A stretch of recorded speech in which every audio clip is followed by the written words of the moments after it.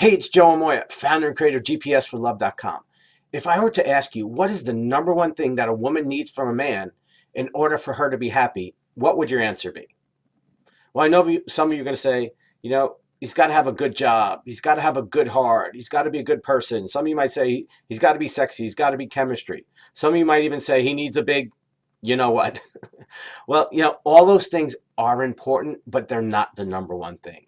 In fact, a recent study revealed that the number one thing that a woman needs from a man is for her to feel safe. Yes, if a woman doesn't feel safe with a man, she'll never be happy.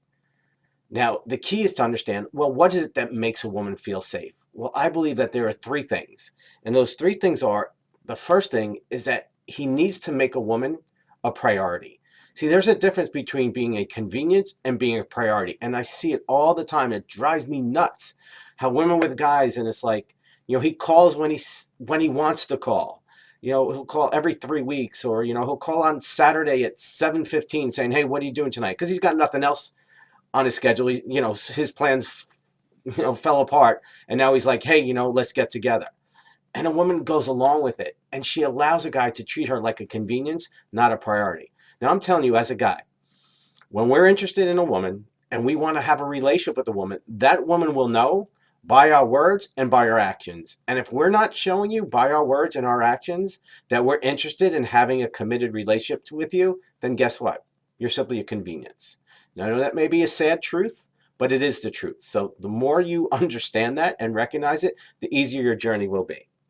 Okay, so the first tip is that a man needs to make you a priority.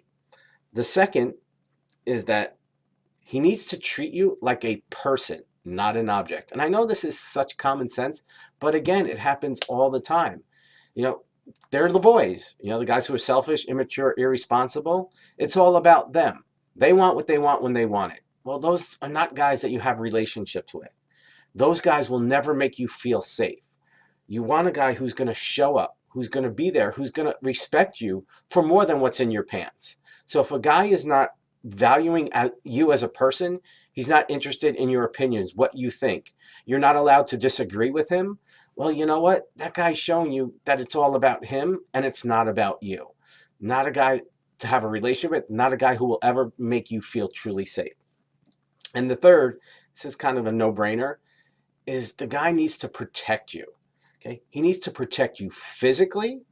That means that no matter where you're at, even if you're naked, running around, rolling around the hay, you need to feel safe. Okay? The bedroom can be an awesome place to experiment and have a lot of fun, but no matter what, you've got to be safe. You've got to feel safe. And he's got to be able to protect you emotionally as well. Okay? So he's got to be able to protect your feelings, your emotions. And, again, this is one of those things I see all the time.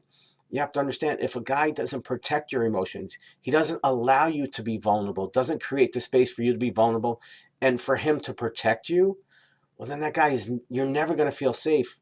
There's always going to be something missing. If you go back to the cavemen days, what was the role of the cavemen? Their role was to protect the women, right? Is to go hunting, to bring back the meat, and ultimately to protect. Well, that's built into the DNA of men. Our role is to protect women and keep them safe when we were being men, not boys. So I'd love to hear from you. What's been your experience? Have you dated guys who didn't make you feel safe in your relationship? If so, which of these three tips or which of these three factors were missing for you? I'd love to hear from you. Not just for me, because I kind of understand what's happening, but for the other members of the GPS for Love community so that they can learn from your experiences. I'm a big believer in that smart people learn from the mistakes of others. In the dating and relationship world, you're going to make mistakes. You're going to learn from them, hopefully. But if you can learn from the mistakes of others and they can shine light on how things are so that you don't have to make those same mistakes, well, then the journey is going to be a lot easier and a lot more enjoyable. So go ahead, share below your thoughts, your questions, and if you have any comments, make sure you put those below. As always, honor and privilege to be with you. I'll see you next time. Much. It's all mysteries here on